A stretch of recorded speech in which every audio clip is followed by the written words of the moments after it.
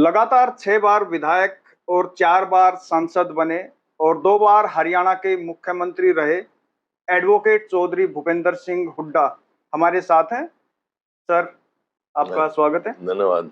मेरा सबसे पहला सवाल यही है कि आपने पेशा तो वकालत का चुना था कैरियर के तौर पर, राजनीति में कैसे आ गए? नहीं, वकालत था तो मैं तो एक राजनीतिक परिवार में पैदा हुआ था, तो राजनीति में तो रुचि थी मेरी, क्योंकि मेरे दादाजी भी स्वतंत्रता सेनानी थे, मेरे पिताजी भी थे, और वो फिर सांसद भी रहे, विधायक भी रहे, मंत्री भी रहे, और पूरे दुनिया में शायद मेरे पिताजी ऐसे हैं जो 7 विभिन्न सदनों के सदस्य रहे और कोई नहीं रहा। Constituent assembly, constituent legislative assembly, original parliament, Lok Sabha, Punjab assembly, Haryana assembly और राज्यसभा से रिटायर हुए। बचपन से मतलब उसमें थे ही, और उनके जन सेवा, मतलब देशभक्ति, जन सेवा का एक किस्म से उनसे संस्कार लिए हमने। मेरा सवाल यहीं से शुरू होता है कि चौधरी रणबीर सिंह स्वतंत्रता सेनानी भी थे, 7 विभिन्न जेलों में भी गए, 7 विभिन्न सदनों के सदस्य भी रहे। आप जब पहला चुनाव लड़े विधानसभा का फिलौई से, तो उसमें हार का सामना करना पड़ा, दूसरे में भी हार का सामना करना पड़ा। नहीं, क्योंकि 82 और 87 में कांग्रेस के खिलाफ लहर चल रही थी, और 82 में भी काफी कांग्रेस हारी, 87 में तो बिल्कुल ही साफ हो गई थी, थोड़ी सीट आई थी, तो एक लहर था, लहर में लड़े थे। थोड़ी वोटों से आ रहा मैं, थोड़ी सी वोटों से आ रहा था। मैंने कहीं पढ़ा कि 82 की टिकट आपको राजीव गांधी जी ने दिलाई थी। हाँ। क्या वाकया था? कैसे आपको राजनीति में उतारा गया और कैसे आपके नाम? नहीं, मैं यूथ कांग्रेस में था, यूथ कांग्रेस का प्रधान भी था, रहा हूँ मैं, यूथ कांग्रेस में एक्टिव रहा। तो राजीव जी ने जितने यूथ के थे उनकी लिस्ट दी थी, भी ये परमानेंट वो हैं, तो उसके मिलने चाहिए। और 91 में जब मैं लोकसभा में आया, उस समय राजीव जी ने मेरे को बुलाया कि भाई, मेरे से पूछा उन्होंने, भूपेंद्र ये बताओ, लोकसभा और विधानसभा इकट्ठे इलेक्शन है, आप कौन सा इलेक्शन लड़ना चाहते हो, विधानसभा का या लोकसभा? मैंने कहा राजीव जी आपकी मर्जी है, विधानसभा लड़ाओ, लोकसभा लड़ाओ, ना भी लड़ाओगे तो हम आपके साथ हैं, पार्टी के पावन वो हैं सिपाही। बोले नहीं, 1 घंटा देता हूँ तुम्हारे को, सोच के बताओ। तो मैं सोचा अपने पिताजी से सलाह कर लूंगा, पता किया उनका, आए हैं इस टाइम। तो उस टाइम वो पार्लियामेंट में, पार्लियामेंट्री पार्टी ऑफिस में बैठे थे, याजी जी और वो चौधरी रणबीर सिंह। हाँ, मेरे पिताजी। तो मैंने कहा पिताजी से कि जी ऐसे राजीव जी ने कहा है, मेरे को जवाब देना है, आपका क्या विचार है? तो उन्होंने कहा विधानसभा का लड़ता हूं। मैं चुप हो गया। तो याजी जी ने देखा शायद मेरे को वो नहीं चाहता था मैं विधानसभा का, तो 2 लड़ चुका था पहले। तो याजी जी ने ऑब्जर्व किया, मेरे पिताजी दोस्त थे, बेटा तुम लोकसभा का लड़ना चाहते हो? मैंने थोड़ा सा हिला दिया। मेरे पिताजी ने कहा अच्छा बेटा, जो याजी जी कहे वो कर ले। मैं आया राजीव जी के पास, फिर पूछा, उन्होंने सोचा, मैंने सोचा जो भी लड़ा नहीं जब मैं फिर बोले, मैंने कहा जी फिर तो पार्लियामेंट का मेरे को लड़ा दो। तो उन्होंने कहा देखो अंदर मेरे पास खबर है, deputy prime minister Chaudhary Devilal यहाँ से लड़ेंगे, तो सोच लो आप। और सोच लिया जी, आपका आशीर्वाद रहना चाहिए, मैं लड़ने तैयार है। तो 91 में लड़े और मैं चुनाव जीता हूँ। वो डिप्टी प्राइम मिनिस्टर थे चौधरी देवीलाल। तो कोई थोड़ा कॉन्फिडेंस लूज नहीं हुआ कि भाई वो प्रधानमंत्री स्तर के एक व्यक्ति आपके सामने खड़े हैं? नहीं, और उससे पहले जीत भी चुके हैं रोहतक। नहीं, वो समझे नहीं, वो मेरा कोई कॉन्फिडेंस लूज नहीं हुआ, क्योंकि मैं तो राजनीतिक परिवार में पैदा हुआ। हार जीत खैर मेरे पिताजी तो नहीं हारे थे, उससे पहले अभी एक चुनाव हारे थे वो 77 का, तो वो देखा तो उस हिसाब से मेरे कोई वो नहीं हुई। शायद वो चुनाव आपकी राजनीति का टर्निंग पॉइंट भी था कि आपने चौधरी देवीलाल को हराया। लेकिन इसमें एक चीज और है कि जब शायद 20 मई को मतदान था और 21 मई को राजीव जी की हत्या कर दी गई, 20 मई से पहले आखिरी मुलाकात या बातचीत राजीव गांधी जी से कब हुई मेरे थी? पिताजी से टिकटों डिस्ट्रीब्यूशन हुआ जब तो हुई थी। उसके बाद वो चुनाव के दौरान जींद आए थे। तारीख तो मेरे को एग्जैक्ट याद नहीं, लेकिन कन्विंसिंगली जींद आए थे। वहां मुलाकात हुई थी मेरी उनकी, और उन्होंने कहा कि मेरे पास खबर है तुम्हारा अच्छा चल रहा है। वहां पे जींद में मुलाकात हुई। हालांकि उस टाइम पे शायद अगले चरण के चुनाव को स्थगित भी कर दिया गया था, पोस्टपोन कर दिया गया था। शायद पहले चरण का चुनाव हो चुका था, काउंटिंग हुई थी, हमारा चुनाव आपका हो गया था। कि ये नहीं कह सकते कि भाई जो सिंपैथी थी उस लहर में भूपेंद्र सिंह हुड्डा जी नहीं, हमारी तो वोटिंग पहले डली थी, काउंटिंग बाद में हुई थी। काउंटिंग बाद में हुई थी। एक हरियाणा में बातचीत चलती है कि भूपेंद्र सिंह हुड्डा को ओम प्रकाश चौटाला ने लीडर बना दिया, बार बार चौधरी देवलाल को चुनाव लड़ा के रोहतक से। तो लोगों ने बनाया जी, लोग बनाते हैं लीडर, लोगों ने आशीर्वाद दिया, वो भी लड़ा, तो उसमें लोगों के आशीर्वाद से ही बना। हालांकि चौधरी देवीलाल का, उस परिवार का हमारा बड़ा घनिष्ठ संबंध रहा। जब मेरे पिताजी सांसद थे, मैं छोटा छोटा देखता था। चौधरी देवीलाल, ओम प्रकाश चौटाला, प्रताप सिंह, ये सब वहीं हमारे यहाँ रुकते थे। वो कांग्रेस में ही थे, तो उस हिसाब से। और जो चौधरी देवीलाल के बड़े भाई थे चौधरी साहब राम, वो मेरे पिताजी के साथ जेल में थे, मुल्तान में, लाहौर में, मतलब वहाँ जेल में रहे। तो उस हिसाब से परिवार की आवागमन था। तो लेकिन वो कांग्रेस छोड़ चुके थे उस टाइम। 3 बार लड़े वो मेरे मुकाबले में, 91, 96 और 98 में। तीनों बार लोगों ने मेरे को आशीर्वाद दिया। लेकिन कारगिल की लड़ाई के बाद जो चुनाव हुआ उसमें वो तो सारा ही हार गए ना, कोई भी नहीं जीता फिर। सारा राजस्थान, हरियाणा, पंजाब, यहाँ कोई एक भी सीट नहीं आई। थोड़ा सा जब आप मुख्यमंत्री बने प्रदेश के 2005 में, तो उस टाइम पे आपने 2 बड़े फैसले लिए थे। एक तो 1600 करोड़ रुपए बिजली के माफ किए थे। हाँ। वो नौबत क्यों आन पड़ी थी? वो ऐसा है, जब मैं पार्टी का अध्यक्ष था उससे पहले चौधरी ओम प्रकाश चौटाला मुख्यमंत्री थे, और बिजली के बिलों के लिए जींद में बड़ा भारी एजिटेशन हुआ। वहां फायरिंग हुई, कई आदमी की मृत्यु हुई, और ओम प्रकाश चौटाला ने कहा कुछ भी हो जाए मैं यहीं से जाऊंगा। रखते गए, फायरिंग हुई। उस टाइम मेरे मन में ये था कि भाई ये मुद्दा जो है बिजली का, ये लोगों को परेशान करता है। तो इसी वास्ते मैंने पद यात्रा, जींद में बैठा धरने पे, मैं लंबे धरने पे बैठा, और वहां से दिल्ली पद यात्रा करके आया। उन्होंने मौका दिया, हालांकि किसी को मैंने बीच में कभी नहीं कहा था, मैं दिया। तो पहला मेरा फैसला था वो 1600 करोड़ बिजली के मामले। क्यों बड़े परेशानी की बात।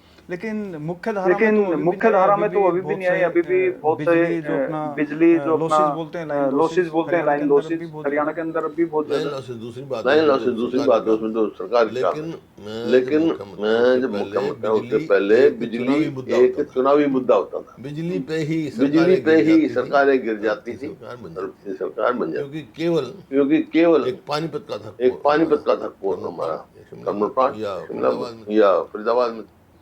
तो जब मैंने सरकार छोड़ी 14 में, उस समय हरियाणा सेल्फ सफिशिएंट था, सरप्लस बिजली पैदा करता। इस वास्ते बिजली मुद्दा नहीं रहा। पानी का भी बड़ा मुद्दा है। एसवाईएल शायद कई पीढ़ियां चली गई। आप भी अपने चुनावी हर जितने भी घोषणा पत्र हैं, कांग्रेस के घोषणा पत्र में भी एसवाईएल प्रायोरिटी रहती। आपकी सरकार आई तब आपने हाथी बुटाना नहर भी बनवाई। क्या फायदा हुआ उस नहर का? देखिए, जो एसवाईएल का मुद्दा है वो कांग्रेस ने ही वो किया, इरादी ट्रिब्यूनल बैठाया और उसने फैसला किया कि 5 MF पानी पंजाब को, 3.83 हरियाणा को। उस पानी को लाने के लिए एसवाईएल का निर्माण होना था, क्योंकि जो सतलुज और ब्यास पे भाखड़ा डैम, पहले सतलुज पे बना भाखड़ा डैम, बाद में ब्यास नदी का भी पानी गोविंद सागर में मिलाया गया। 2 दरियाओं का पानी वहाँ गोविंद सागर में मिलता है, वो पानी आता था। तो उस टाइम हुआ, बात हुई, तो श्रीमती इंदिरा गांधी प्रधानमंत्री थी, तो इन्होंने कपूरी गांव में, जो उस टाइम पटियाला डिस्ट्रिक्ट में था शायद, वहाँ जाके नहर से उसका निर्माण शुरू किया। तो हरियाणा में तो पूरी हो गई उसका, लेकिन पंजाब वालों ने पूरा नहीं किया। तो उस वास्ते रिकॉर्ड वहाँ SYL की पड़ी लंबा। तो इस वास्ते क्योंकि हमारा जितना शेयर है 3.83, हरियाणा कभी ड्रॉ नहीं किया था, वो तो 1.6 1.8 इससे ज़्यादा ड्रॉ नहीं किया।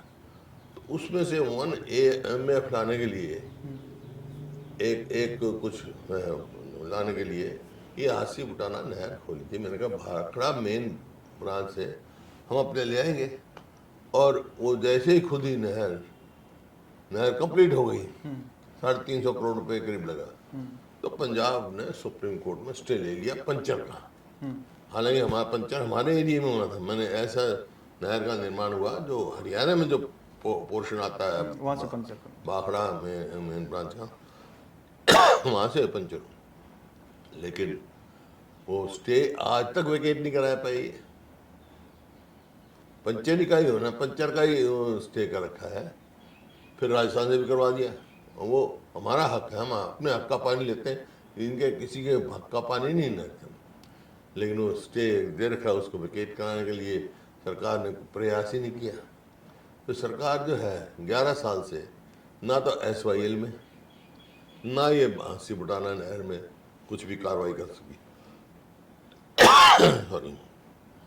सुप्रीम कोर्ट का भी ऑर्डर एक MSP बड़ा मुद्दा रहा है, और स्वामीनाथन आयोग ने अपनी रिपोर्ट। SYL का तो अब तो मुद्दा जो है सरकार की कमजोरी है, क्योंकि पंजाब ने जो हरियाणा का पोर्शन कंप्लीट हो चुका 2002 में हो गया था, कुछ रह गया पानी और 2002 में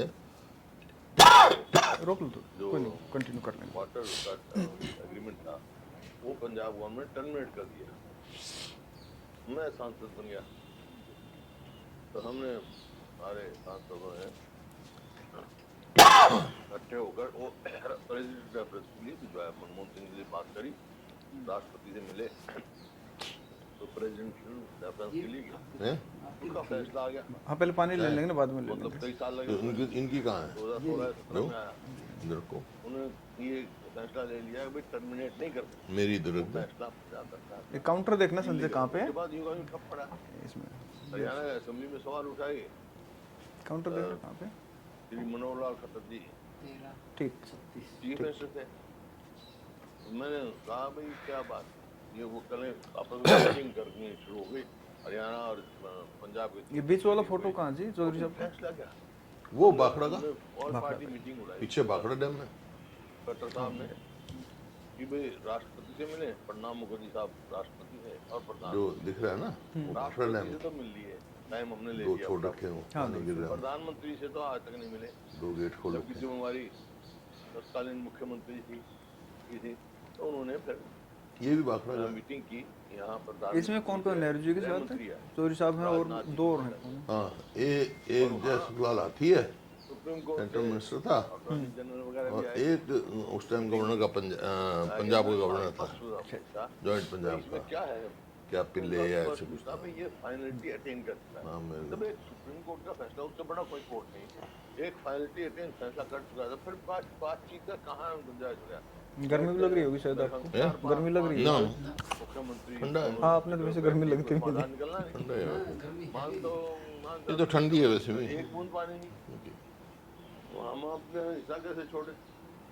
तो मैंने उस टाइम असेंबली में कहा था कि बात करने से कुछ फायदा नहीं, कंटेम्प्ट ऑफ कोर्ट डालो, सुप्रीम कोर्ट से बड़ा कोई वो नहीं है।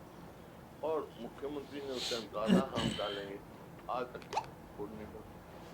अभी बातचीत में क्या क्या बातें हो रही? बातें क्या हो रही? कुछ भी नहीं, कोई मतलब नहीं। यहाँ पानी तो रखना चाहिए था। ऑर्डर फाइनलिटी अटेन कर चुका है, एक रख भी दो फिर एक्स्ट्रा। कोई बात नहीं। केंद्र को दखल देना चाहिए ना।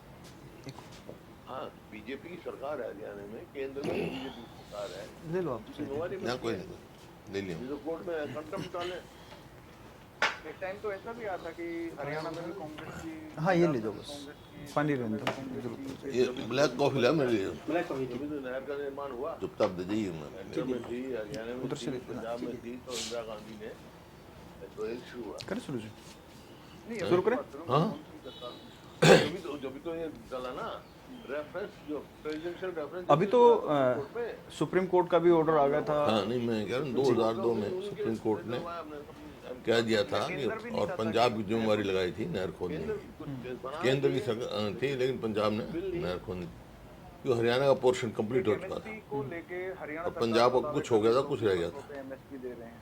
पर 2004 में जब स्वामीनाथन आयोग की वो रिपोर्ट आई थी उस रिपोर्ट जो को लागू करने वाटर की का कमेटी बनाई एग्रीमेंट था जिसके मुखिया वो पंजाब गवर्नमेंट टर्मिनेट कर दिया। तो तब क्यों नहीं हो पाई?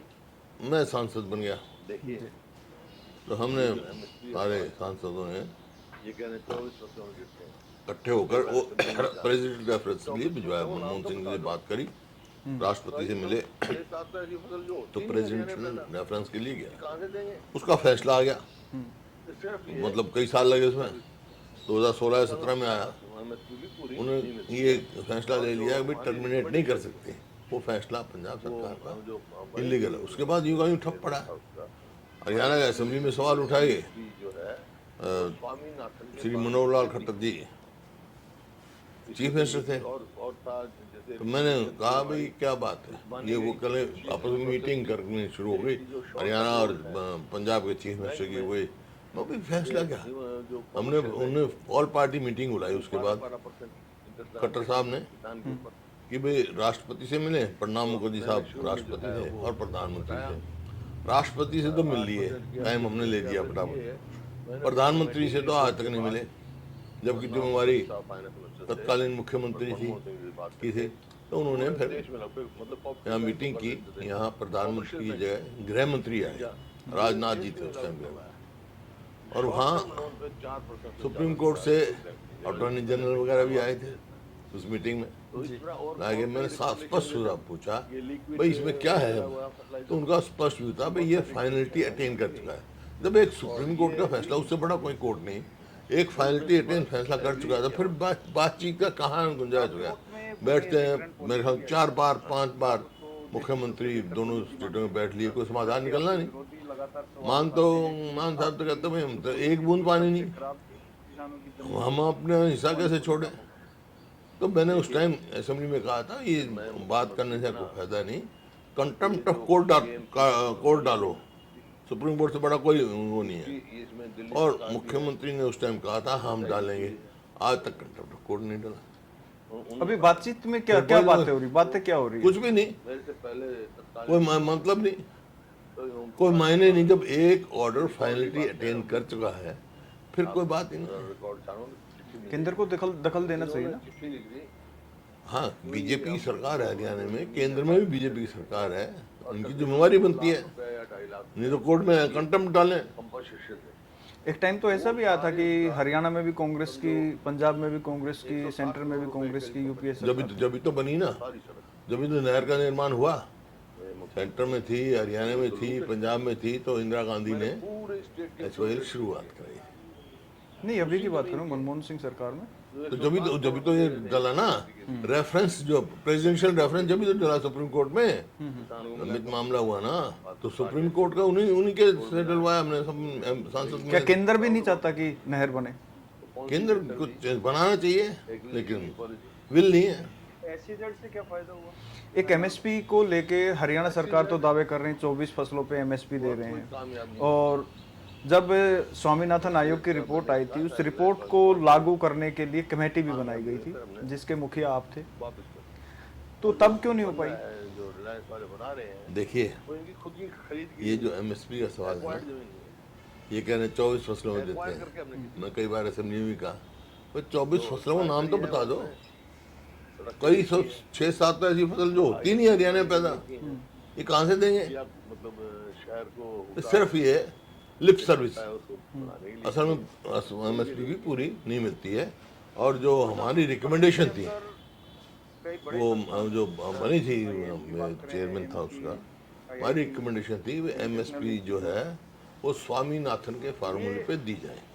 किसके दिमाग की उपज थी? इस किस्म से थी। और था, जैसे रिकमेंडेशन थी हमारी, कुछ मानी गई, कुछ ये इन प्रोसेस थी।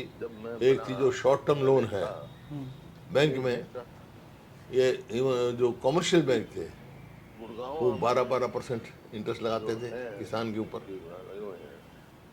तो मैंने शुरू में जो है वो घटाया, 8% किया, 6% किया। फिर ये मैंने उस कमेटी की रिपोर्ट के बाद प्रणब मुखर्जी साहब फाइनेंस मिनिस्टर थे और मनमोहन सिंह से बात करके पूरे देश में फिर मतलब कोऑपरेटिव बैंक तो कर देते थे, कमर्शियल बैंक नहीं क्या पूरे देश में लागू करवाया।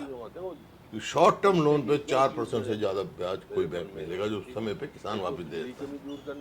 तो इस तरह और कई रिकमेंडेशन, जैसे अब ये लिक्विड वो चला हुआ है फर्टिलाइजर, बहुत सारी रिकमेंडेशन हमारी मानी गई और ये भी इन प्रोसेस थी, इन प्रिंसिपल एग्री किया हुआ था। आपके वक्त में भूमि अधिग्रहण पॉलिसी भी आई थी, आप उसको देश की सबसे बेहतर पॉलिसी मानते हैं, जबकि आपके विरोधी लगातार सवाल उठाते हैं कि आपकी जो पॉलिसी थी सबसे खराब थी, किसानों की जमीन ली गई औने पौने दामों पर। देखिए, जब मैं मुख्यमंत्री बना तो ये जो केएमपी बनी है ना जी, इसकी इसमें दिल्ली सरकार भी है, HSIDC भी है, उन्होंने बनाई थी।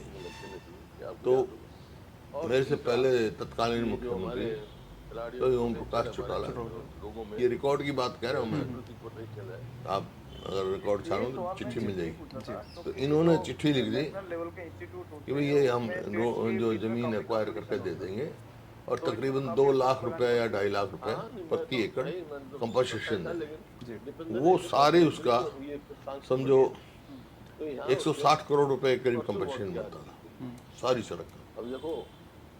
मुख्यमंत्री बन गया, ये तो लूट है किसानों की। मैंने पूरे स्टेट के फ्लोर रेट फिक्स किए और इस सरकार को उसी जमीन के जो 160 करोड़ में दे रहे थे ये केएमपी के लिए 600 करोड़ के करीब गई है। किसान को मिला कंपनसेशन 560 या 600 करोड़ मिला है, अब तो मुझे याद नहीं, लेकिन राउंड अबाउट 600 करोड़। तो कौन सी बेहतर हुई एक्विजिशन की पॉलिसी? SEZ से क्या फायदा हुआ हरियाणा को? SEZ बहुत कोई कामयाब नहीं हुई। SEZ का मैंने कहा था, रिलायंस वाले से बात करी थी, कामयाब नहीं हुई, पर हमने वापस कर। वो जो बन रहा है, जो रिलायंस वाले बना रहे हैं, वो इनकी खुद की खरीद की जमीन है, एक्वायर्ड जमीन नहीं है। एक्वायर करके हमने किसी को नहीं दी, जो एक्वायर करी है वो हमने सड़क के लिए की है या IMT बनाने के लिए की है या मतलब शहर को हुडा जैसे करता है उसको बढ़ाने के लिए किए हैं, उनके लिए किए हैं।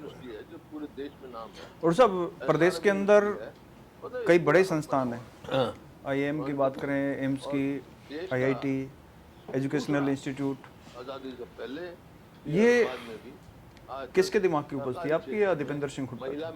नहीं, देखिए, मैं दीपेंद्र तो बाद में आए। जब मैं बना, जब पहले था तो मैं ये देखता था कि भाई गुड़गांव में जो है SPO द्वारा लगे हुए हैं, वहाँ पर नौकरी करने के लिए हमारे यहाँ से दिल्ली के यहाँ से बच्चे जाते थे सुबह, शाम को वापस आते थे। तो मैंने वहाँ पूछा उनसे, तुम हरियाणा के बच्चों को नौकरी देते हैं? बोले उनकी एजुकेशन क्वालिफिकेशन वो नहीं है जो हमारे को है। तो मैंने उसी टाइम बना 2 चीज़ों आते हैं, वो बनते ही 2 चीज़ मैंने बना, मेरे मन में हो गई थी। एक तो बिजली की कमी दूर करनी है, एक हरियाणा को शिक्षा का हब बनाना है। आपको याद होगा क्योंकि मेरे को है, मेरे भतीजे, मेरी भतीजी MBBS के करके आई वहाँ बेंगलोर से, भतीजे करके आए वहाँ से, कोई बेंगलोर से, कोई पूना से, ये मोनू करके आया, एक मेरा भतीजा वहाँ मैंने वहाँ बेंगलोर भेजा। तो मतलब इंजीनियरिंग के लिए भी या तो बेंगलोर जाना पड़ता था या महाराष्ट्र, और MBBS के लिए भी। तो वो मेरे दिमाग में थी कि भाई अगर हमारे बच्चे ही नहीं पढ़ेंगे आगे क्या होगा। तो मतलब 2 चीज़ मैंने ठानी, एक तो बिजली की कमी पूरी, एक हरियाणा को शिक्षा का हब बनाने का। और शिक्षा का हब बना के छोड़ गए थे मेंटेनेंस में, कि आपको याद होगा। और तीसरा कि जो हमारे खिलाड़ियों में पोटेंशियल है, हमारे लोगों में खेल के प्रति पोटेंशियल है, उसको पूरा वो करे ताकि खिलाड़ी पैदा कर सके। 11 साल से ठीक है, इसको आप मुझे जानो तो आप बता दो कोई ये लेके आया कंटिन्यू करें। फिर 11 साल खरखोदा आईएमटी इस पे कौन ले रहा है? ये सवाल मैंने इसलिए पूछा था क्योंकि जो नेशनल लेवल के इंस्टीट्यूट होते हैं उसमें स्टेट्स के बीच में काफ़ी कंपटीशन होता है, तो इसमें तो काफ़ी अप्रोच लगानी पड़ती होगी। हाँ हाँ, नहीं मैं तो मैं तो करता ही था, लेकिन दीपेंद्र ने इसे बहुत मदद करी कि ये फिर सांसद बन गए थे, तो यहाँ उसने परसू बहुत किया हर चीज़ के लिए। अब देखो, मैंने क्या मेरे को इस बात का अफसोस है, जापानी इन्वेस्टमेंट हमारी सरकार तो रही 10 साल से कुछ कम, 70% हुआ और इस सरकार को हो गए तब सैमसंग भी 11 साल से ऊपर, और एक भी इंस्टीट्यूट नहीं लेके आए। कभी कहेंगे भाई एक लॉप साइडेड डेवलपमेंट है, कभी आपको मैं बताता हूँ पूरे हरियाणा की हमने की। पंचकुला में national institute of fashion technology हमने किया है। कुरुक्षेत्र में देश का दूसरा नेशनल इंस्टीट्यूट ऑफ डिजाइन एक वहाँ पे है, अहमदाबाद में, दूसरा यहाँ पे है।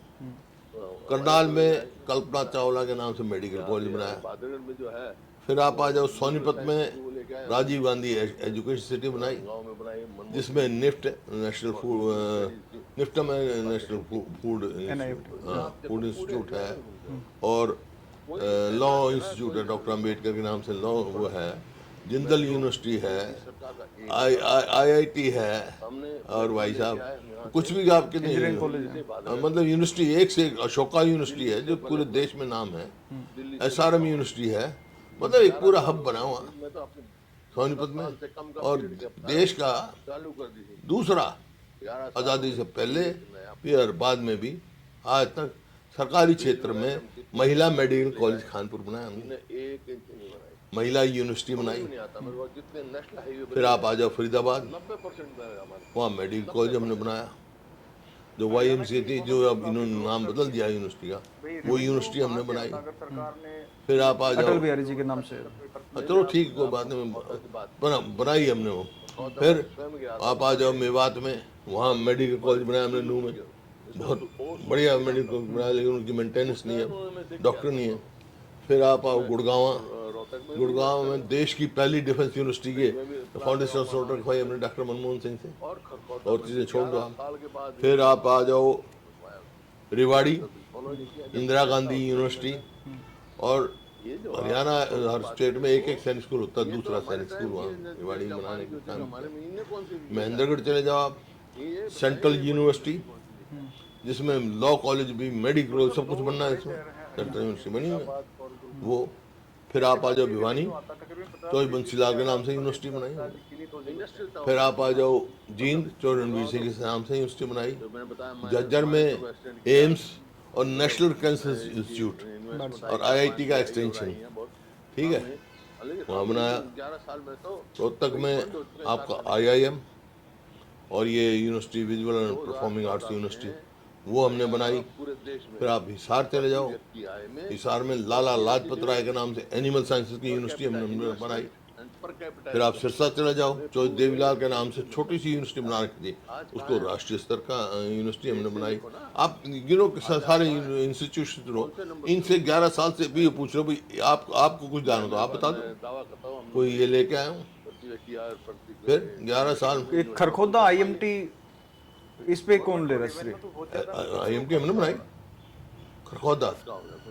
देखो IMT मानेसर की extension, IMT Faridabad, IMT Rohtak, IMT Kharkhoda, माने सर तो चौटाला साहब के टाइम पे नहीं बनी थी एक्सटेंशन में कह रहा हूँ, एक्सटेंशन, छोटा उसका विस्तारीकरण। छोटा उसको जितना विस्तार हुआ वो मैंने किया।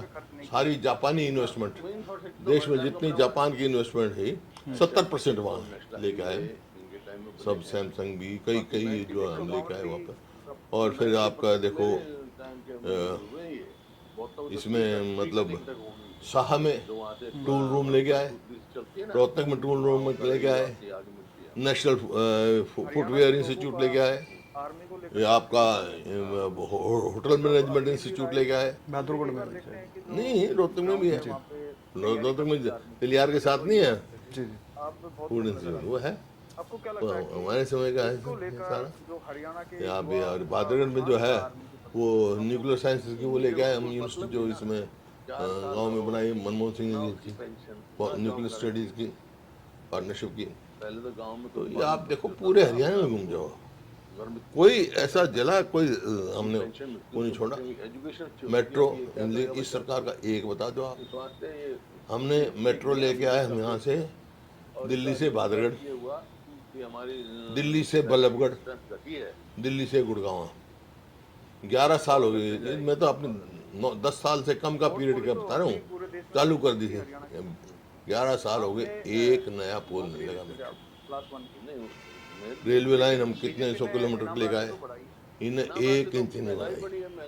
समझ में नहीं आता मेरे को, जितने नेशनल हाईवे बने हुए हैं 90% में हमारे समय के 90%। हरियाणा की इकोनॉमी तो काफ़ी ग्रोथ कर रही है भाई, रेवेन्यू कहाँ से आता अगर सरकार ने इन्वेस्टमेंट नहीं की हो, इंफ्रास्ट्रक्चर पे खर्च नहीं नहीं किया? आपने खरखौदा की बात की ना, लेकिन खरखौदा में स्वयं गया था, वो मर गए। मारुति के मालिक सुजुकी के मिस्टर ओ सुजुकी नाम था उनका। उस टाइम उन्होंने में से किया था प्रॉमिस बढ़ाना शुरू कि मैं रोहतक में भी इन्वेस्ट करूंगा, इसमें भी प्लांट लगाऊंगा, मानेसर में भी और खरखौदा में भी। 11 साल के बाद इन्होंने वहाँ फाउंडेशन बनवाया उसका। 11 साल तक फॉलो नहीं किया, जबकि फैसला हो चुका था मेरे टाइम में। ये जो आप रिसोर्स की बात कर रहे हो, ये तो हमारे टाइम की है, चाहे जापान की हो चाहे हमारे में। इनने कौन सी लेके आए हैं, 3 चीज होंगी। ये बताएं, ये बड़ी इंडस्ट्री कौन सी लेके आए हैं? हर गांव में बड़े बड़े और सब 2 बड़े शहर हैं हरियाणा के, फरीदाबाद और गुरुग्राम। यहाँ से काफ़ी रेवेन्यू आता, तकरीबन 50% से ज़्यादा प्रदेश का शायद इन्हीं 2 जगहों से। इंडस्ट्रियल टाउन है ना ये। हाँ, इंडस्ट्रियल टाउन। मतलब गुड़गांव तो जो मैंने बताया मानेसर को एक्सटेंड किया, मतलब इसकी इन्वेस्टमेंट आई, जापान की आई और आई है बहुत काम है। लेकिन अब इन 11 साल में तो कई बंद हो चुके हैं कारखाने। आपको दिक्कत क्यों है?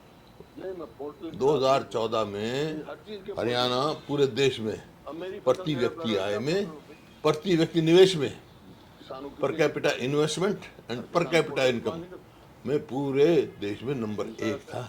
आज कहाँ हैं हम? जरूरी हो वहाँ पोर्टल का देश से देखो ना, आज आप कहाँ हैं, कौन से नंबर पे हो?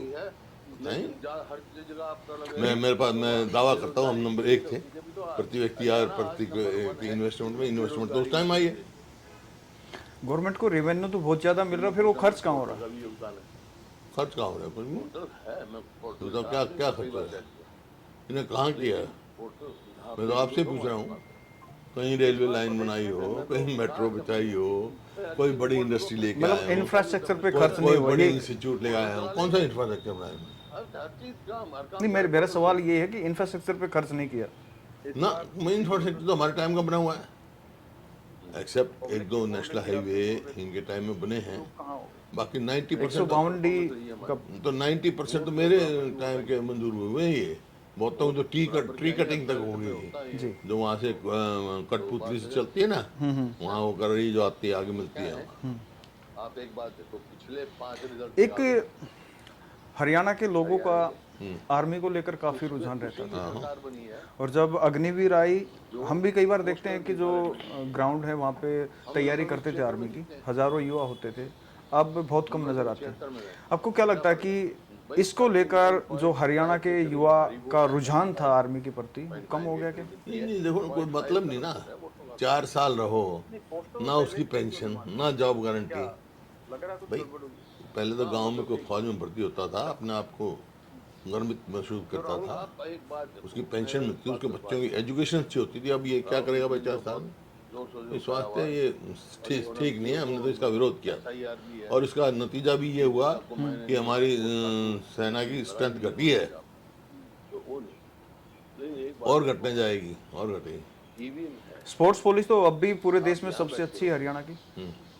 आप चांद में रॉकेट आपने नौकरी देते थे आप क्लास 1 की, नहीं, लेकिन बीजेपी ने इनाम राशि तो बढ़ाई है। इनाम राशि तो महंगाई बढ़ी है, महंगाई के हिसाब से कहाँ बढ़ाई है? महंगाई के हिसाब से कहाँ बढ़ाई इन्होंने? और 1-2 उसमें किया हो तो जब हमने तो कितनी बढ़ाई थी।